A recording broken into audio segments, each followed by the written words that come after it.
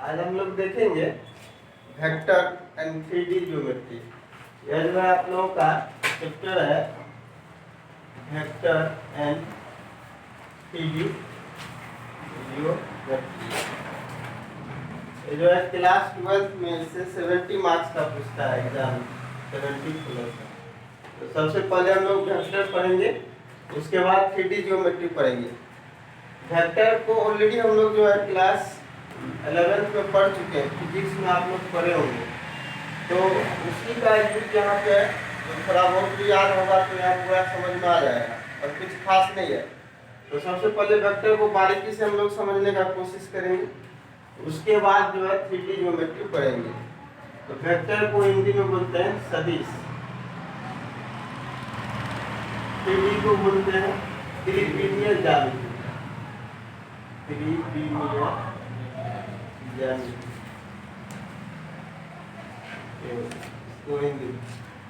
सबसे पहले हम लोग देखेंगे कि वेक्टर पढ़ने का क्या जरूरी पड़ा, हम लोग वेक्टर क्यों पढ़ेंगे। हम लोगों ने अलजेब्रा पढ़ा, ट्रिगोनोमेट्री पढ़ा, कैलकुलस पढ़ा, प्रोबेबिलिटी पढ़ा। इसके बाद वेक्टर पढ़ने का क्या रिक्वायरमेंट हुआ, क्या आवश्यकता हुई हम लोगों को कि हम लोग वेक्टर पढ़ रहे हैं। इसमें कुछ खास नहीं है। जैसे देखिए इस क्लास में बोलेंगे क्लास का एवरेज जितना भी स्टूडेंट है सभी का औसत ऊंचाई कितना है, तो मान लीजिए बोले 5 मतलब 5 फुट 3 इंच। इससे पता चला कि क्लास में जितने भी स्टूडेंट्स हैं सभी का औसत लंबाई जो है 5 फुट 3 इंच है। इससे पता चल गया।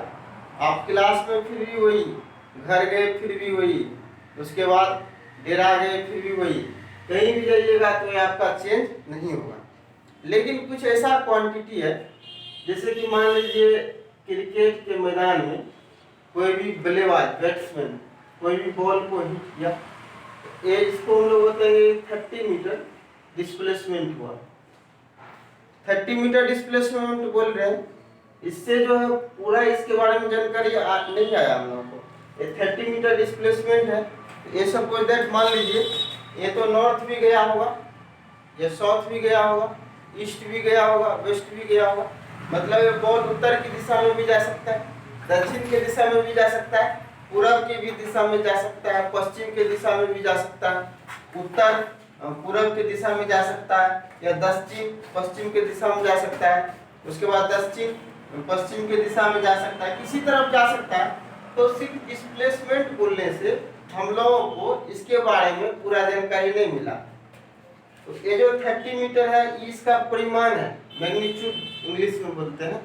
तो यहाँ पे इसके लिए मैग्नीट्यूड बता दिए, लेकिन मैग्नीट्यूड बताने से पूरा जानकारी नहीं मिल रहा है कि बॉल किधर गया।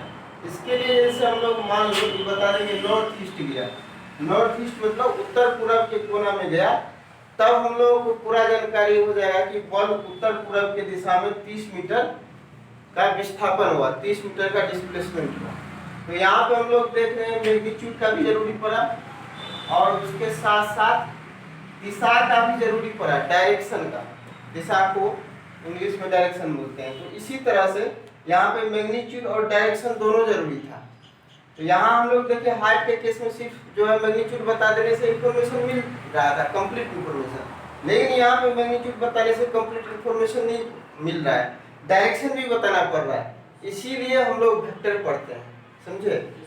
तो इसमें कुछ खास नहीं है। अब इसका हम लोग देखेंगे, डिफिनेशन देखेंगे क्या होता है, वेक्टर क्वांटिटी क्या होता है, स्केलर क्वांटिटी क्या होता है। तो ये सब चीज हम लोग समझेंगे। तो सबसे पहले आप लोगों को वेक्टर और स्केलर समझने से पहले देखना पड़ेगा फिजिकल क्वांटिटी क्या होता है। फिजिकल क्वांटिटी, फिजिकल क्वांटिटी को हिंदी में भौतिक राशि बोलते हैं, भौतिक राशि। फिजिकल क्वांटिटी दो प्रकार का होता है।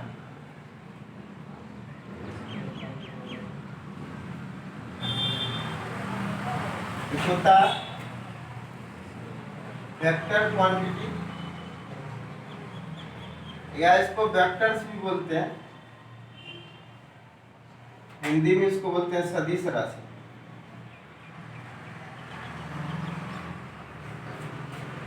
स्केलर, स्केलर क्वांटिटी, दूसरा इसको स्केलर्स भी बोल सकते हैं, है ना। इसको बोलते हैं अदिश राशि, अदिश राशि, है ना। अब हम लोग बारी बारी से देखेंगे।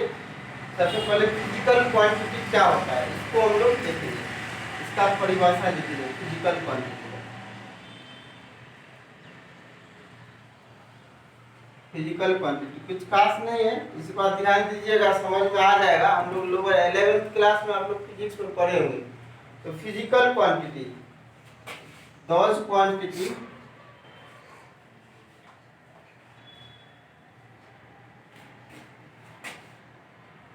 which can be measured is called physical quantity. ये हुआ वैसा राशि जिसे मापा जा सके, वैसा राशि जिसको हम माप सकते हैं, मेजर कर सकते हैं, वही होता है फिजिकल क्वांटिटी, समझे। जैसे देखिए लेंथ हो गया, मास हो गया, इसको हम लोग माप सकते हैं। अच्छा, डिस्टेंस हो गया, डिस्प्लेसमेंट हो गया, वेलोसिटी हो गया, एक्सेलरेशन हो गया, फोर्स हो गया, टाइम हो गया, एक्सेट्रा। ये सारा का सारा फिजिकल क्वांटिटी कहलाता है, मतलब जिसको हम लोग माप ले वही हो गया फिजिकल क्वांटिटी, समझे। अब इसमें एक चीज हम लोग देखेंगे, वेक्टर क्वांटिटी क्या होता है। Vector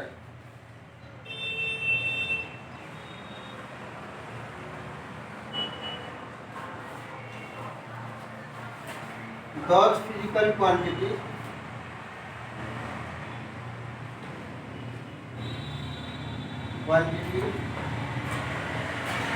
which have magnitude as well as direction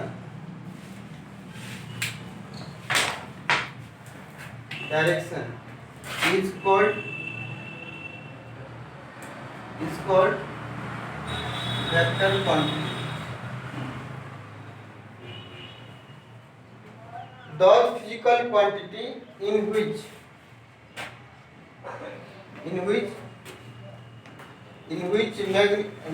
has magnitude as well as direction is called vector quantity. वैसा भौतिक राशि जिसमें मैग्नीट्यूड मतलब परिमाण और दिशा दोनों हो उसे वेक्टर क्वांटिटी कहते हैं। एग्जांपल क्या होगा, velocity, displacement, acceleration, force, etcetera. लिखिए इसको, फिर आगे हम लोग देखेंगे स्केलर क्वांटिटी।